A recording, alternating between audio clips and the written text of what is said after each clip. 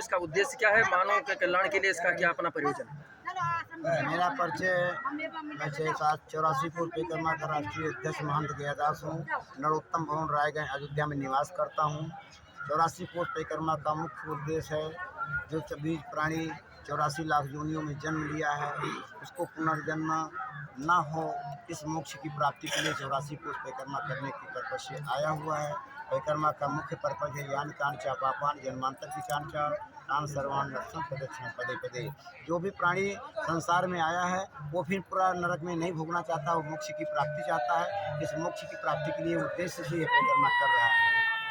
धार्मिक उन्नति के लिए महोदय आप तो बहुत प्रयास कर रहे हैं, लेकिन देखा जा रहा है कि प्रशासन के जो उच्च अधिकारी हैं उनकी तरफ से कोई विशेष सहयोग दिखाई नहीं पड़ रहा है। तमाम अवस्थाएं हैं। पूरे उत्तर प्रदेश में सबसे पिछड़ा हुआ जिला गोंडा जिला है। इससे पिछड़ा जिला कोई उत्तर प्रदेश में नहीं है। यहाँ की स्थिति बड़ी दयनीय है। यहाँ की सड़कें इतनी दयनीय है कि इसके अपेक्षा फैजाबाद में मैंने देखा, अम्बेडकर नगर में देखा, बाराबंकी में देखा, सड़कें दुरुस्त मिली। कि गोंडा जनपद की सड़कें बिल्कुल चिथड़ी मिली हैं, कंकड़े पड़े हुए हैं, धूप में कांटे कंकड़ सब पैरों संतों के गड़ रहे हैं और वो सिर्फ संत चले आ रहे हैं। कोई यहाँ की जनप्रतिनिधि कोई व्यवस्था नहीं की है कि संतों का समागम फला तारीख को आएगा। 1 महीना 2 महीना पहले हम लोग प्रशासन को अवगत कर देते हैं। अगर चाहते तो इस पर मिट्टी डालकर रोलर चला दिए होते, अपने अपने क्षेत्र में एक एक प्रतिनिधि अगर व्यवस्था संभाल लेता तो आज ऐसी दयनीय दुर्दशा न संतों को झेलनी पड़ती है। प्रदेश में मुख्यमंत्री योगी आदित्यनाथ की सरकार जीरो टॉलरेंस की नीति पर काम करती है। ऐसे में अन्य जिलों में तो डेवलपमेंट दिखाई पड़ा, गोंडा में क्यों नहीं सर? वो कौन सा कारण है जो इसके लिए जिम्मेदार है? अब तो यहाँ के जिम्मेदार यहाँ के जो जनप्रतिनिधि हैं, विधायक हैं, सांसद हैं, ये तो उनका दायित्व है कि क्षेत्र का विकास क्यों नहीं हो रहा, कैसे नहीं विकास हो रहा है। डीएम साहब थोड़े विकास करने आएंगे, विकास तो यही जनप्रतिनिधि करेंगे। कि जो भी बजट माने डिमांड करना होगा, जब सरकार से डिमांड करेंगे, सरकार बजट दे सकती है। सरकार बनवाने तो आए, बनवाएंगे तो ये नहीं लोग। परिक्रमा का ये कौन सा दिन है और ये कहाँ पे स्थित है आप?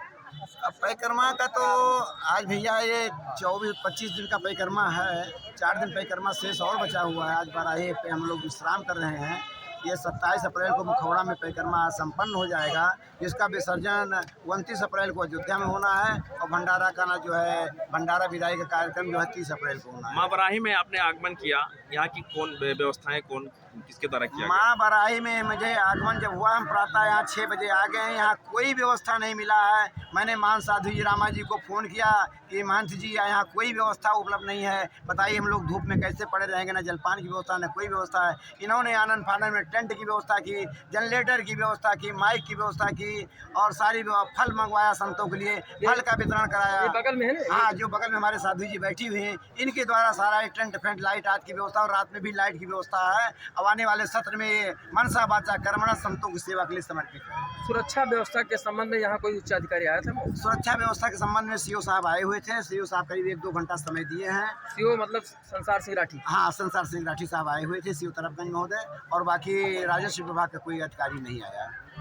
ये 84 कोसी परिक्रमा जो चल रहा है जी, ये इसका मानव के कल्याण के लिए क्या उद्देश्य है? भाई 84 कोस परिक्रमा मानव के कल्याण के लिए ये कही जो उद्देश्य है कि जो प्राणी संसार में जन्म लिया है उसको पुनः भवसागर में न जाना पड़े। कि जन्मत मरत दुस्सह दुख होई, बार बार जन्मा, बार बार परसों में जाना, ये पीड़ा से कहना मुक्ति के लिए उद्देश्य से और भगवान के धाम को प्राप्त करने के लिए उद्देश्य से ये 84 कोस परिक्रमा की जाती है। पुनर्जन्म संसार में न हो और भगवान के धाम को प्राप्त। धन्यवाद गुरुदेव, आपका थोड़ा हो जाए बस।